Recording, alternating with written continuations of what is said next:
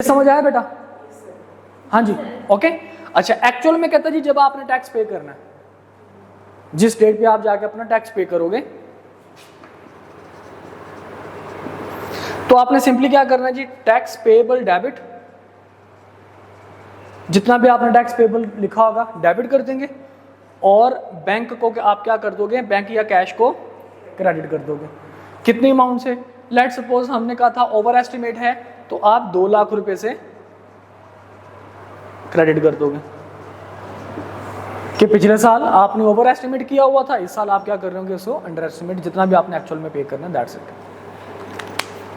ठीक है, वो 2 लाख रुपए 220 जितना भी टैक्स बनेगा आप उतना इसको लिख दोगे। यहां तक के मसले मसाइल ऑल ओके। अच्छा, अब ये जनरल एंट्रीज थी, तो आप देख सकते हैं कि हमारे पास सिर्फ टैक्स एक्सपेंस के 2 लेजर बनते हैं। ये एक लेजर हमारे पास बनेगा टैक्स एक्सपेंस का, दूसरा लेजर हमारे पास किस चीज़ का बनेगा, टैक्स पेएबल का। तो अब हम जरा देख लेते हैं कि अच्छा, और अब आपने रिपोर्टिंग के अंदर आपने इसको किस तरह से मेंशन करना है, ये तो हमने लिख लिया जनरल एंट्रीज। रिपोर्टिंग के अंदर आप इसको किस तरह से मेंशन करोगे, हम कहते हैं जनाब आपने प्रॉफिट एंड लॉस स्टेटमेंट के अंदर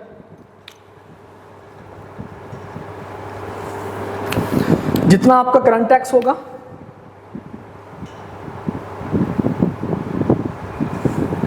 वो तो आएगा ही आएगा प्रॉफिट एंड लॉस में एज टैक्स एक्सपेंस के तौर पर। ठीक है, इसमें आपने ऐड करना है किसको, अंडर एस्टिमेट को, जैसे भी हमने किया था, और अगर ओवर एस्टिमेट है तो उसको क्या करवा लोगे, माइनस करवा लोगे। ये कहता है जी आपने statement of profit and loss में इस तरह से अमाउंट को शो करना है। ठीक है, जैसे हमने ऐड बैक किया था या लेस हमने करवाया था। ओके, जबकि स्टेटमेंट ऑफ फाइनेंशियल पोजीशन में आपने क्या करना है जी, वो कहता है जी जितना भी आपका करंट ईयर टैक्सेबल प्रॉफिट है, ठीक है, टैक्स ऑन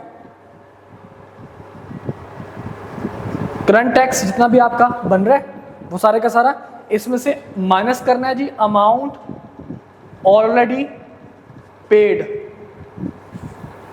कि जितनी अमाउंट आप टैक्स की पे कर चुके हैं, एक तो पेबल आ रहा होगा लायबिलिटी वाली साइड पे, और इसमें से आपने माइनस करना है अगर इस साल की कुछ अमाउंट आप पे कर चुके हैं। वो कैसे पे कर चुके हैं, आपने एक टर्म सुनी होगी टैक्स डिडक्टेड एट सोर्सेस, सुना क्या नहीं सुना, विद होल्डिंग्स टैक्स का आपने नाम सुना होगा, सुना है ना, उसी को हम लोग कहा करते हैं एडवांस टैक्स। सुना क्या नहीं सुना भाई, कि जब आप अपनी प्रॉपर्टी परचेज करते हैं तो हम कहते हैं जनाब उस पर पहले 1% लगा करता था इफ़ यू आर फाइलर, अब क्या हो गया जनाब 3% हो गया if you are filer, slab बना दिए गए हैं मुख्तलिफ। तो 3% फॉर फाइलर, अगर आपकी प्रॉपर्टी जो है वो 50 मिलियन से या 50 मिलियन तक है, तो एनीवेज उस चक्कर में भी हम नहीं पढ़ते। तो हम कहते हैं जनाब ये जो 3% आप 236K के तहत आपका जो टैक्स आप पे कर रहे हो, ये क्यों पे कर रहे हो, क्योंकि आपने प्रॉपर्टी परचेज की है। ठीक है, प्रॉपर्टी परचेज करने पे टैक्स क्यों आप दे रहे हो, क्योंकि ये एडवांस टैक्स है कि कल कलाम को जब आप अपनी प्रॉपर्टी बेचो तो उसमें ये टैक्स एडजस्ट हो सके, एडवांस टैक्स पेड।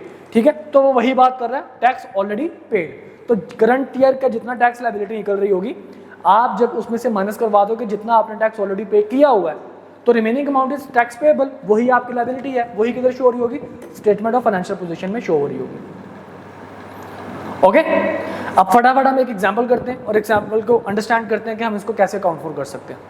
देखिए जी, this is example number 3, page number 355, fresh company के नाम से एग्जांपल है। बहुत मजे की एग्जांपल है जनाब, तो बस जरा आप ध्यान से देखिएगा। बहुत सिंपल रखा हुआ है इसने फ्रेश कंपनी को, और बड़ा ही सिंपल वे में इसको सॉल्व भी किया हुआ है।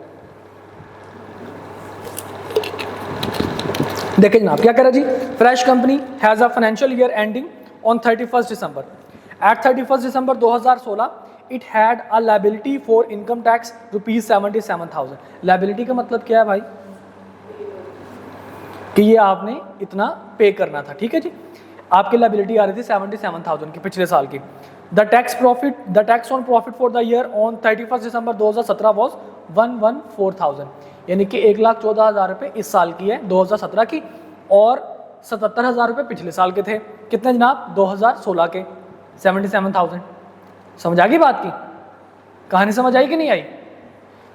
टैक्स मतलब 2016 के फाइनेंशियल ईयर 2016 का कितना टैक्स था, 77,000, और इस साल का कितना है, 114।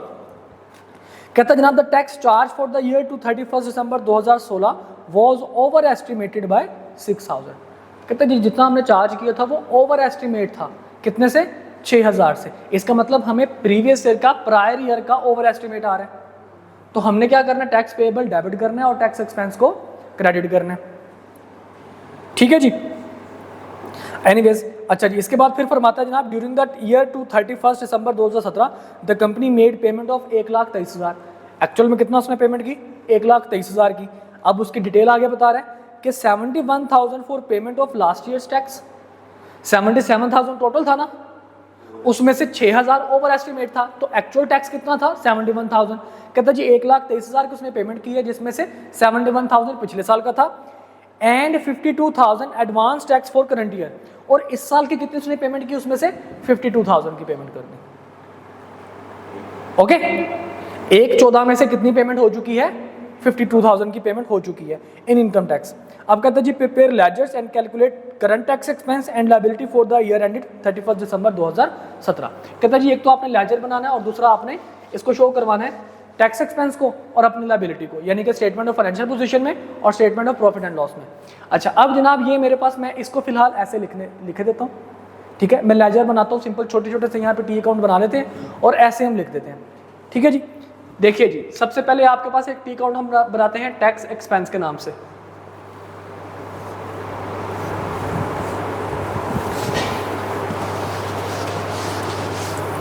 एक हम टी अकाउंट बनाते हैं जनाब यहाँ पे टैक्स पेएबल के नाम से।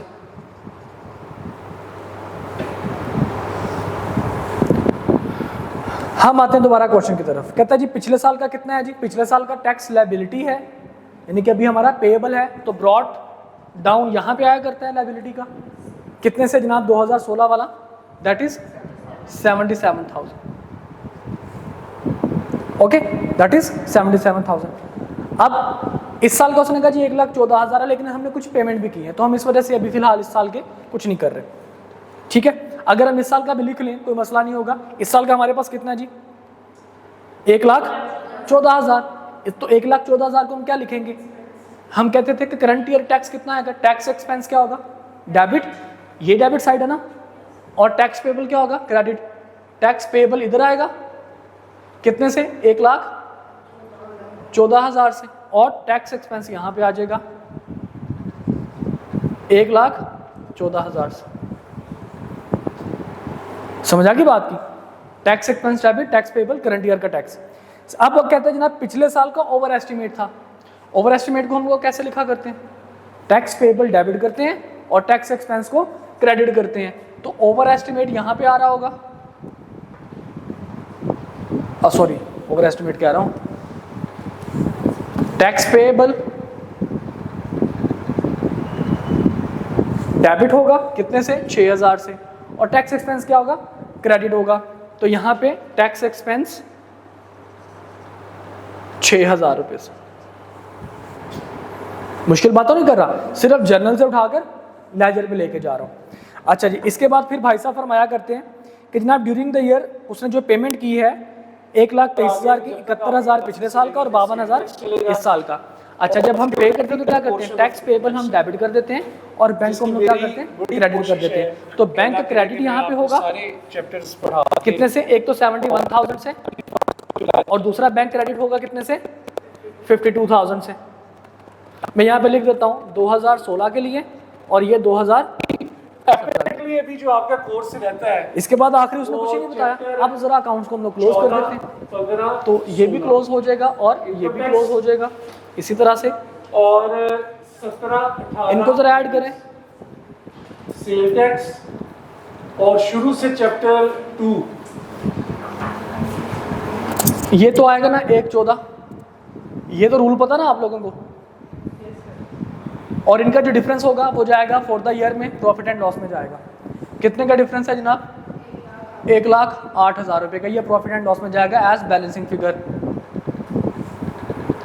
ओके, और यहाँ पे जरा देख लीजिए 77 और 1/14 ये ज्यादा है, दोनों को ऐड कर लें कितना आएगा, 191,000।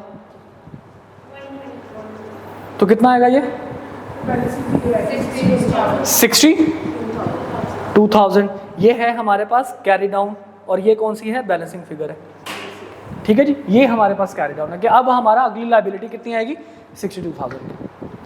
ओके अच्छा, जर्नल हमारे पास गिवन नहीं थे, उसने पूछे भी नहीं थे, अगर पूछता तो हम बना देते। लेजर्स ने पूछे। अब दूसरा काम उसने हमारे से पूछा, जनाब आपने एक तो एक्सपेंस के तौर पर शो करवाना है और दूसरा आपने लाइबिलिटी शो करवानी है। अब एक्सपेंस कहाँ पे आता है? Statement of profit and loss में। हमने क्या कहा था? Statement of profit and loss में क्या शो करवाएंगे?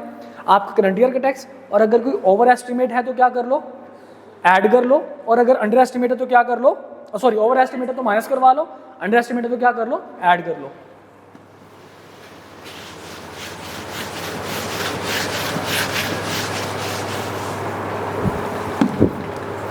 Statement of profit and loss में क्या आ रहा होगा जी?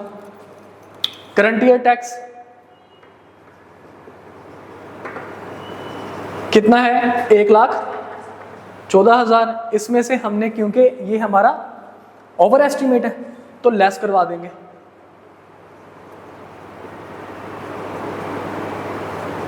कितना? 6,000। कितनी अमाउंट बाकी रहेगी जी? सॉरी, 1,08,000। ये वही अमाउंट होगी जो हमारे प्रॉफिट एंड लॉस में शो हो रही होगी। ठीक है, तो 1,08,000। ओके, ये हमारा करंट टैक्स एक्सपेंस बन जाएगा।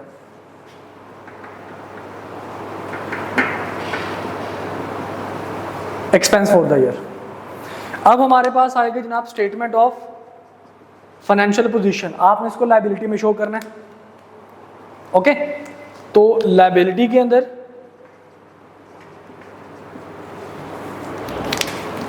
टैक्स पेएबल आएगा। अब टैक्स पेएबल की अमाउंट कितनी आएगी? हमने कहा था जनाब जितना आपका करंट टैक्स हुआ उसमें से आप माइनस करवा दें टैक्स ऑलरेडी पेड।